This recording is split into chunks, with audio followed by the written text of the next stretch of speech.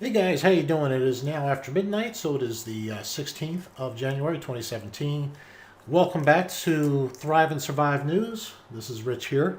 Today I want to talk a little bit about something that's just bugging me instead of just regular news. And may ask you also for a suggestion on something if you want to hear this or not. I always had a problem with Abraham Lincoln because I know he started the first executive order, and I also know how he unconstitutionally did a few things with taking over the railroad and a few other things, the telegraph system, which is totally unconstitutional. But I just recently did a bunch more study into him, and he really, really was a scumbag. And we have been told such a bill of goods regarding not only about the Civil War, but about Abraham Lincoln. And I'd like to know if you guys would want me to do a little bit on that. Maybe a series, one or two, maybe just one, rather lengthy, maybe an hour, half hour, hour long, something like that. Talk about how it really was during Abraham Lincoln's day in the Civil War, and how it had absolutely 0% to do with slavery, and how I can show you, and history will even show you if you look it up, he didn't free a single slave. So we have been told a whole bill of goods there. Anyway, what you've been looking at here is this started with 7 ways that Adolf Hitler was a perfect type of the biblical Antichrist. And now all over the place, I'm seeing Donald Trump is the biblical Antichrist. And I'd like to set the record straight here and show you 100% for sure that you can eliminate Donald Trump as being the, quote, biblical Antichrist. First, there's a couple of things that really bother me about people who claim to know the Bible and things like that. One of them is, I guess, just a pet peeve, but that is people who claim to know a bunch about Bible prophecy, and they teach it, and they call it the book of Revelations. Revelations chapter 12, verse 3. It is the book of Revelation, single. And the reason why that bothers me so much is because it's important that it is single. It is the revelation singular, the revelation of Jesus Christ. And that's how the book starts, and yet they call it Revelations. It just bothers the heck out of me. That's one thing. The other thing is people use stuff like this, the Antichrist. Nowhere in the Bible does it call anybody the Antichrist, nor does it say anybody's coming who will be the Antichrist or the Antichrist. It's just not there. You have what's called a spirit of Antichrist, which was, if you read Paul, was that spirit was there even in their day. During the apostles' days, the spirit of Antichrist was there then. Anyone who denies that Jesus and the Father are God is Antichrist. It is a matter of being, not a matter of a person. I hope I'm even saying that correctly. It is it's a spirit. It's a way of thinking versus an actual person who will be the Antichrist. Now, what they are actually referring to is something which is called the son of perdition, the man of sin, the beast power, and you have to be careful there because there's more than one beast in the book of Revelation.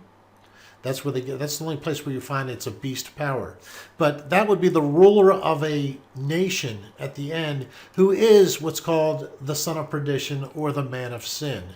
There is no the Antichrist. So when you see somebody say, and it's okay to say Donald Trump is the Antichrist, just because people are so programmed into not knowing anything different. If they don't explain right away that there is no Antichrist, and it is actually called the son of perdition. And you're going to see in a little bit here why it's very important to make these distinctions. Very important, because you end up with a lot of false teachings and things like that. Now, a lot of people who claim to know the Bible, and I'm going to call out one because I've actually been a witness twice, and he's responded to me. So I know he's heard the call.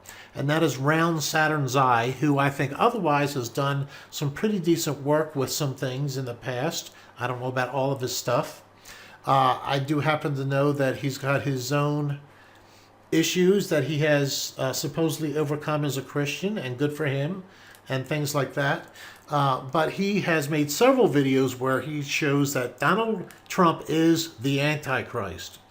And they're just, it's horrible. If you say you're a Christian and you base things on the Bible and you're that sloppy with it, it's horrible. And here's the sloppiness. What he does is he shows, like many others, like I said before in other videos, a picture of Trump and Hillary Clinton standing next to a cardinal, a Catholic, and they were standing beside him at attention, so to speak. And there was a light over, a chandelier over the head of this person in the center, the cardinal, and so that represented a halo, like he was the Holy One, and they were paying homage to him by standing at attention. And I pointed out what you expect them to do, put their arms around and hugging. You know, they're not taking a selfie. But I mean, that's the insanity of some of the things they start to build the case with. Okay, here's one that shows some of the ridiculousness of it. I did thumb it down. Believe it or not, guys, it takes me a lot to thumb down a video. It really does. Anyway, Donald Trump, the Antichrist agenda exposed. This is at least his second video. And what they'll do is there'll be circumstantial evidence, people he's associated with, or people that he's appointed to his cabinet. Let me see if I can show some of these pictures. I don't know if Trump's ever met with the Pope. He probably has. I don't know. Many have. It doesn't mean you're the Antichrist. Now, one of the things he talks about, he takes clips where they ask Trump if he ever asked for forgiveness. And I don't know when this was. This was during the, let me turn the sound down and play it. Maybe it'll give a date. But this was long before the election came. One of the things that you have to know is there are several witnesses that say, at least at some part during the campaign, it was during the latter part, I believe, sometime late this summer, there are many people who say they were witnesses to Donald Trump accepting Jesus as his Lord and Savior. He has even said he is, or people have said about him, he is a baby Christian. He knows very little. He just became saved. If you are saved, you are a new person. Everything you did before that is washed away if you are a genuine Christian. You will notice that someone like Obama, who I still argue has a much better chance of being the Antichrist, so to speak, the son of perdition. I'm going to start shifting into calling him the son of perdition or the man of sin, because that's what he really is. Not the Antichrist, because he fits the bill better than Donald Trump ever could. And you will see, ever could. Now, a lot of people have gone out of the way to show that he's a Presbyterian, and that's some part of it. And his father's name was Fred Christ Trump. And his mother was named Mary Ann McDonough Trump. And they say, see, his mother's name was Mary, and his father's name was Christ. Well, you know, Christ was the son of the father, okay? Not the father's name being named Christ. So, I mean, the whole thing is, you talk about guilty by association. So if your mom's name happens to be Mary, then you could be the Antichrist, the son of perdition. Here's the photo I was talking about. Here, the point is, he's a parade rest while they're at attention. This represents a halo above him, meaning they see him as a God type of figure, if I remember the stupidity right. And because they are standing at attention, which they are not, by the way. I've been in the military, folks. They're not standing at attention, and he's not a parade rest either.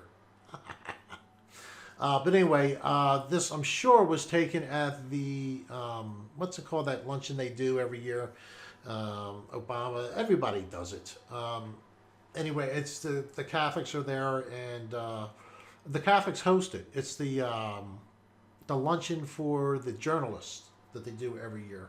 But this is supposedly, you know, proof that he's the Antichrist. I don't know what this is. It's stupidity.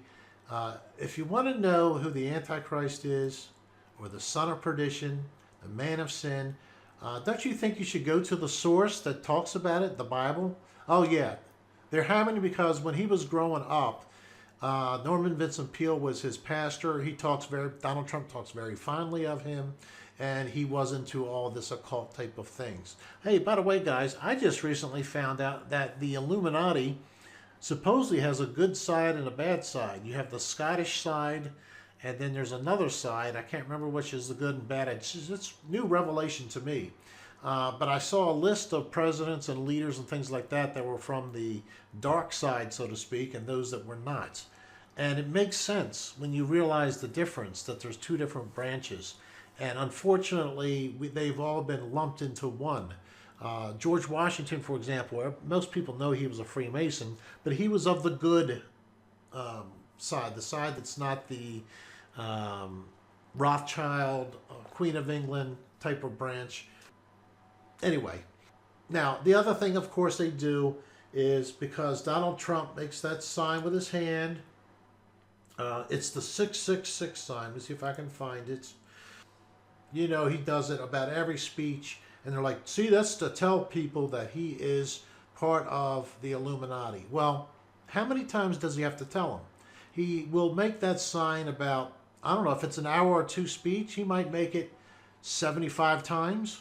It's just his gestures. I've told people before in a video I saw where he was not even known to be on camera. He was talking with members of his family, which he thought was in private. Somebody was filming it, and Henry Kissinger's there, so he's got to be the son of perdition. He's got to be part of them, folks. If you're going to be around D.C. and do all the things you have to be president, I'm sorry, you're going to be guilty by association. I have a friend who shook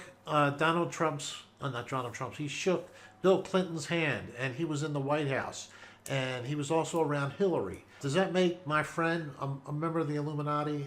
Sorry, it just doesn't. So this, like I said, the thing to do is go to the Bible itself. One other thing they try to show is, and this is true, that Donald Trump on the first day in office, it's actually January 21st, so it's actually not really the first day, but it's first. They do usually say it right, his first full day in office. He will be 70 years old, 7 months, and 7 days. Well, the numbers associated supposedly with the son of perdition are 666, not 777. And I've seen all kind of things where they have associated 8s with Donald Trump. I've even heard people now do videos where they say Donald Trump has a twin, and the one twin always wears the blue tie, and the other one always wears a red tie. And Donald Trump only wears either red or blue. As you can see in this one, he's wearing a purple one. I've seen him wear all kind of ties, although most of the time he does wear red or blue. But supposedly the blue is one twin and the red is the other.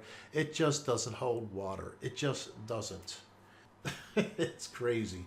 And then I heard, and we're going to cover this, someone said in the comments after that, oh, that makes total sense. One of them will be shot in the head, and then the miracle will happen when the other one comes out. See, because people think that the Antichrist is going to have a mortal head wound, and his head wound will be healed, and all the world follows after the beast then. Well, people don't know their Bible. That's why they come up with that crap. And see, people are already running with it. Oh, that makes total sense. So let's get into the truth. And to get into the truth, we have to get to the Bible. So let's get there. Now, this is in no way a definitive, exhaustive look at the son of perdition, but we have to start somewhere and get a little bit just to show you how ridiculous it is that Donald Trump is the son of perdition, or what people call the Antichrist. We go to Revelation chapter 13, and I stood upon the sand of the sea. By the way, everything in the book of Revelation is symbolic. Virtually everything, unless it is obvious that it's plain and not a symbol. The book of Revelation starts out in chapter 1 and says that it was delivered and signified, meaning it was put into signs. So it's not to be taken literally without knowing what the different symbols mean. Other parts of the Bible you go to and find out what the symbols mean. So if you don't have, this is like a code. If you don't have the rest of the code, you can't break it.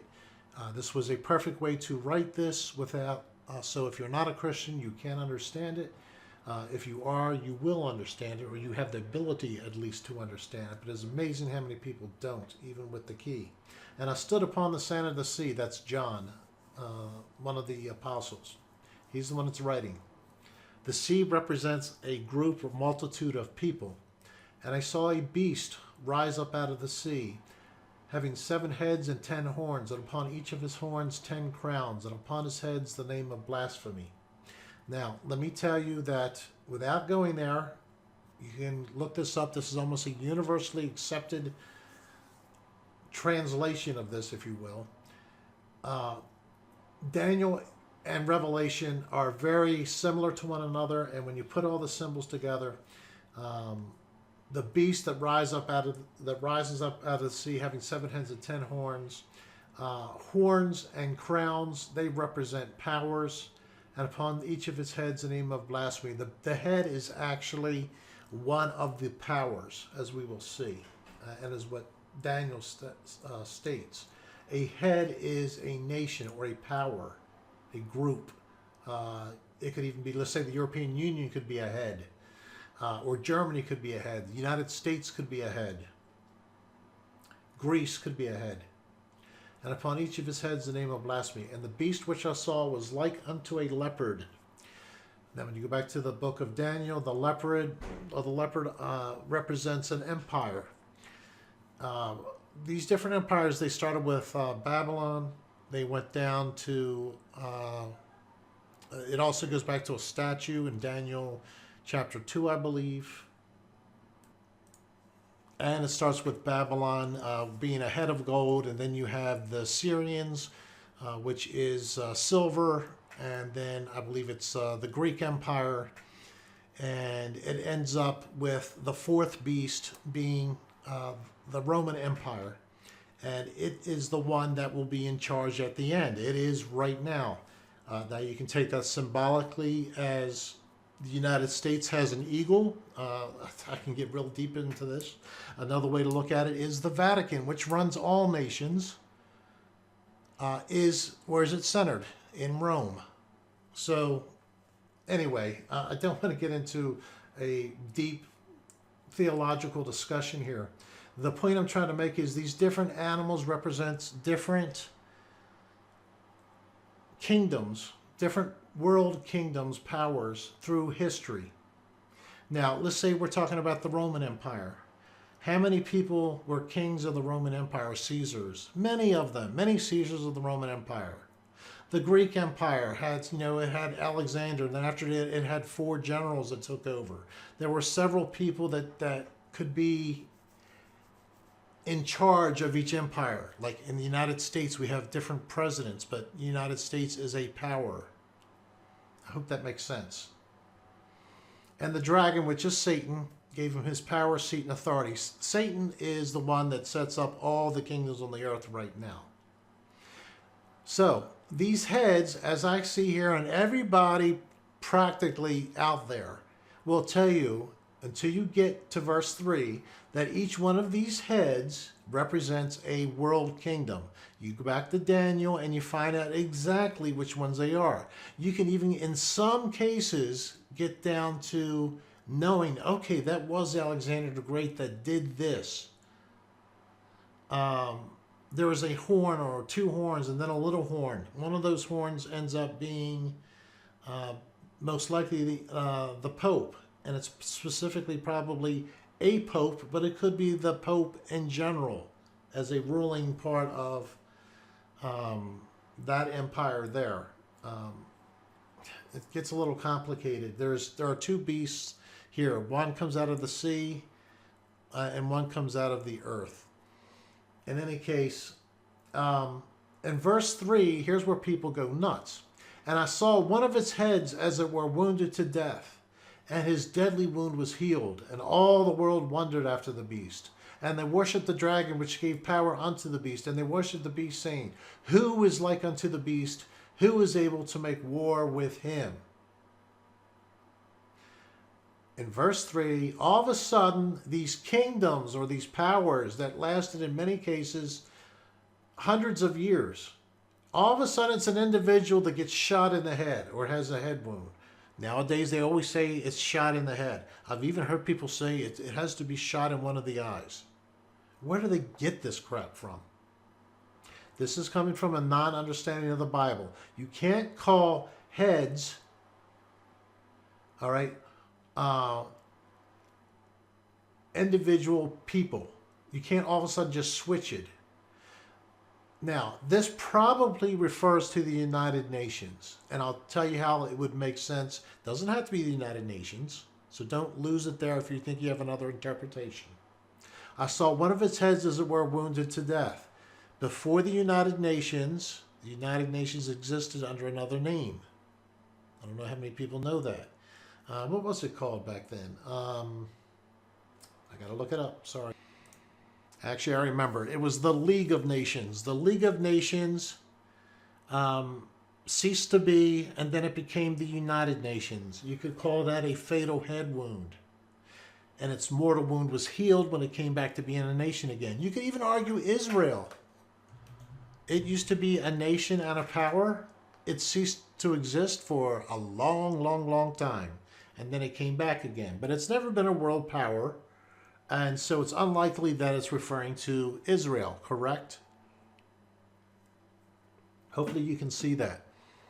But, because it talks about, now let's say it is United Nations. Let's see how this might make more sense.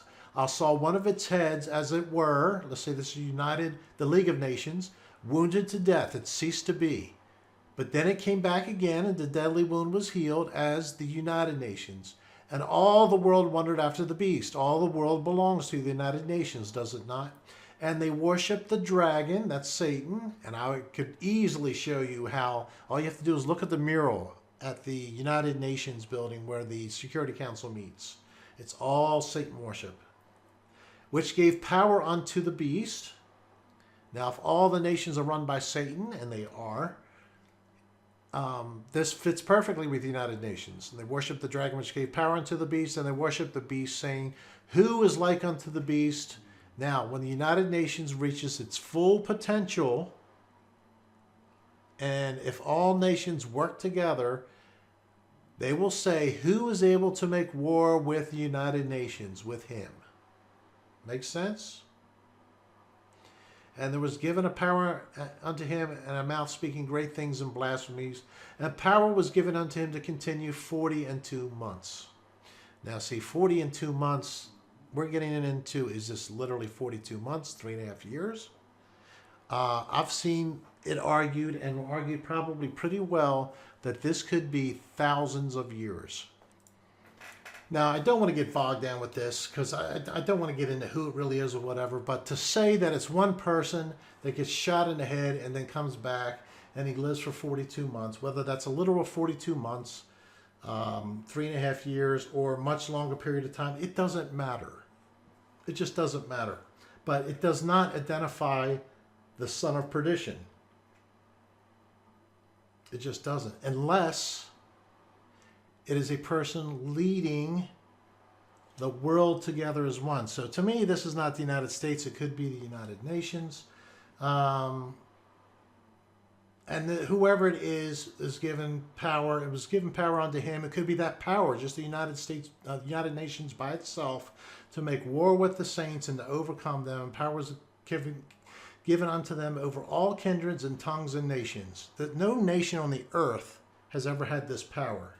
The only one today that could possibly get that power would be the United Nations, if they were given total control, and they are close to that. The only one that has ever stopped them from getting global control has been the United States, and that is shifting as I am speaking. Maybe I'll get into that a little bit here in a second. Now, I've decided not to go into Daniel to show you how those different beasts and things come to be and how you can tell that they are powers and not an individual person. If you're that interested, you can find it out for yourself. Many people who actually study know this.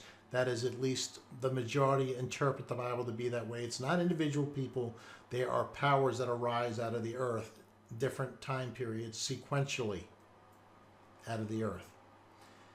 Anyway, we get to, in Daniel, the 11th chapter, starting in verse 36, we start talking about this son of perdition, so to speak, the man of sin, and son of perdition, which is found in both the Old Testament and New Testament. Old Testament in particular in Daniel.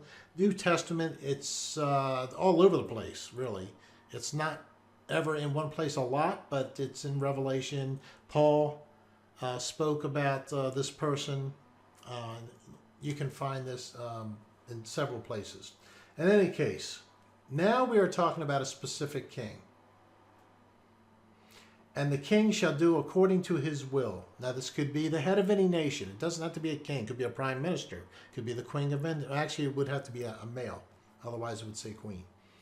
Shall do according to his will, and he shall exalt himself and magnify himself above every god. Now, those of you who may have seen people who think that Barack Obama is the possible man of sin, son of perdition, Antichrist, they have a much stronger case for him. They called him the Messiah.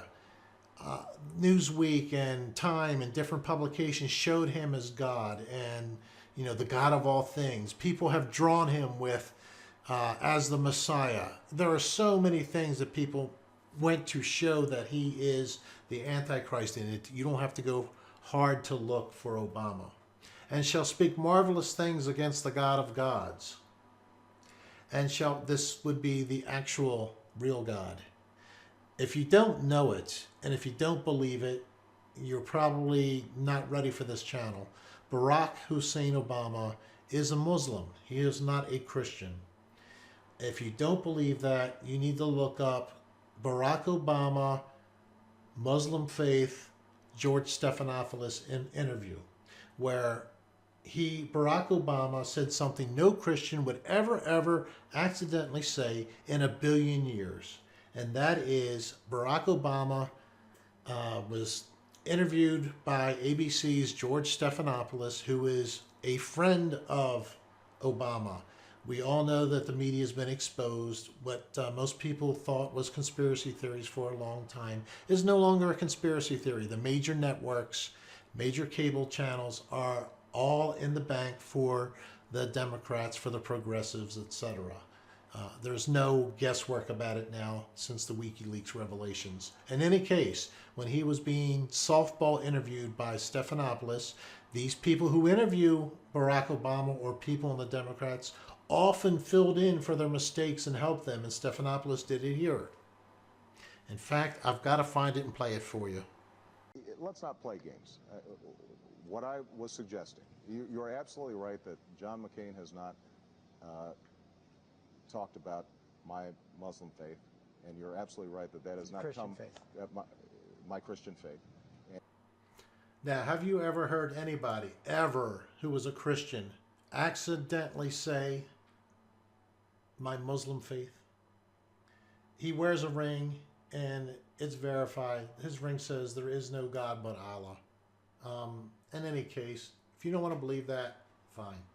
And anyway, let's continue. Let me go through it quickly and catch up where I want to get to. And the king shall do according to his will, and he shall exalt himself and magnify himself above every god, and shall speak marvelous things against the God of gods, and shall prosper till the indignation be accomplished, for that is determined shall be done. Neither shall he regard the God of his fathers, nor the desire of women, nor regard any god, for he shall magnify himself above all. This is the biggest part right here, verse 37. But we'll come back to it. Verse 38. But in his estate shall he honor the God of forces, and a God whom his fathers knew not shall he honor with gold and silver and precious stones and pleasant things. Thus shall he do in the most strongholds, and with a strange God, whom he shall acknowledge and increase with glory, and he shall cause them to rule over many, and shall divide the land for gain. Verse 39 is very important. Obama is getting ready to fulfill verse 39 in the next 4 days, I believe. We have to look and see if it happens. This is very early in the morning on the 16th of January. Barack Obama, as I speak, is in France, meeting with 69 other nations, 70 nations in total. Basically, the entire world that makes any type of matter is there. 70 nations. Two nations that are not there are there's nobody there representing Palestine, and there's nobody there representing Israel. What's interesting about that is they are meeting to discuss Palestine and Israel. And I believe what is going to come out of this is a proposal to divide the land. Now, if that's what happens of Israel, the land of Israel, there are at least 2 or 3 direct prophecies in the Old Testament which will immediately be triggered into being fulfilled. When they propose to divide my land, this will happen. And many other little things will be triggered. We've had under Barack Obama, I believe, several things be fulfilled in prophecy. That would be the biggest. So look and see in the next 4 days if a proposal comes out to divide the land of Israel. A 2-state solution. If you don't know, if you haven't paid attention, Obama just came up and they found out, Israel found out, Obama is the one that actually drew up the language and proposed this latest, what people that support Israel would call a sellout of Israel. Now, I'm not saying I am pro or anti-Israel. I'm just giving you the facts. Obama went, and we have always vetoed these resolutions. It comes up every year before the United Nations, and we always veto it. Always. There are 5 nations that have veto power. The United States is one of them. And every year we veto this resolution that everybody else comes up with, which gives Palestine certain areas. What it does is it redraws the map in Israel to wherever Israel is now, they have to retreat back to the 1967 border. During that, I don't know specifically it's before or after the 67 war, but they have to go back to those borders in 1967. And we have always protected Israel by vetoing that. Well, this year we did not veto it. We abstained, which allowed it to be passed 14-0. So there was one abstention, and then the Obama administration immediately said that, they almost act like it was a surprise this came up the way it did, and they hemmed and hawed on it, but said, we think it's time for things to move forward. We don't agree with everything in the resolution, but in other words, they were sort of like, they acted like they were lukewarm with it. Well, Benjamin Netanyahu came out 2 days ago, I believe, and said there was undeniable proof that not only were we not just lukewarm about it, but the Obama administration specifically drew up the wording for this resolution and was behind it even getting in there this year. They rushed to do it before Donald Trump got in. They are rushing to do this before Donald Trump gets in. Now, if they come out with language in the next 3 or 4 days stating that they are going to have a United Nations proposal to divide the land of Israel, as I said, whether you like it or not, several Old Testament prophecies will be fulfilled at that moment. These will put into place things that are not pleasant along the earth. In any case, like I said, I don't care if you're pro-Israel or anti-Israel. We know that the people running Israel are not the people that should be running Israel. These are the impostor Jews that the Bible speaks about, that Christ spoke about in the book of Revelation. Those who say they are Jews who are not. Christ hates them also. These are the people running Israel. However, when it comes down to the land of Israel, that's a different story than the people running it. In any case, God looks at that as a trigger for end-time events. If and when, it's when we get to the point that they propose, they don't have to go through with it, they propose to divide my land, and specifically for the purpose of peace and safety. And that's exactly what they're saying. In any case, did people pick up the forked tongue, the lizard tongue? I'm not into this stuff, guys. I really am not. I'm very into this. Everybody's part of the Illuminati crap. But you take a look at the last speech Kerry gave, which was, I think it was about an hour and a half, 2 hours, which was pretty much Israel bashing. Again, I'm not saying I'm for or against that, but the whole speech, he was sticking his tongue out. In fact, people have done compilations, and it ends up still being a long video where he's speaking. They clipped every part where he was sticking out his tongue. Gross. I mean, if you ever want to make a case for a lizard man, you can do it with that video. I don't know what the hell's going on with Kerry, but something's wrong with that man. In any case, look for between now and the 20th, probably today, the 16th or 17th, because what I think is if they do come out to divide the land of Israel, they don't actually have to go through with it. Like I said, it trips the prophecy just by proposing it. The nation's proposing it. I think they're going to try to rush a resolution to the United Nations before Trump takes over on the 20th. So just keep that in mind, guys. Now, if they do propose that, I'm going to come back with another video because it's time to get on your knees. And if you're not a Christian and you want to escape all the things coming, you might want to consider being a Christian soon if you see that happening. Verse 37. Talking about the son of perdition, who people call the Antichrist. Neither shall he regard the God of his fathers, nor the desire of women. In other words, this guy is a homosexual. You get it? He's a homosexual. Do you think Donald Trump is a homosexual? Do you think he's a homosexual and he's hiding it? Remember the Access Hollywood tape that they tried to bury him with? That they played for 3 days ad nauseum on the cable networks and the major news outlets that are all in the bank for Hillary? How he likes to grab them by the female genitals and drag them around, and talked about his love for beautiful women. This right here disqualifies him. And we know what Obama is a homosexual. If you don't see that, you're not advanced enough to be here. You need to first go to other channels and start to peek open an eye at least. So, Donald Trump is not this right here, if nothing else, eliminates Donald Trump from being what people call the Antichrist. Case closed. I don't care if he makes the 666 symbol all day, puts pictures up on his wall with 666 on it. No one has yet to come up with 666 for his name. They keep coming up with 88 and 77. Those aren't the numbers, folks. Those aren't the numbers. Those are the numbers that God uses. Now, either Obama is the Antichrist, or let's say Donald Trump is. Either way, I think right now we are going down a path, one way or the other. We are going down, I think we are at a crossroads of time with the Bible, with mankind.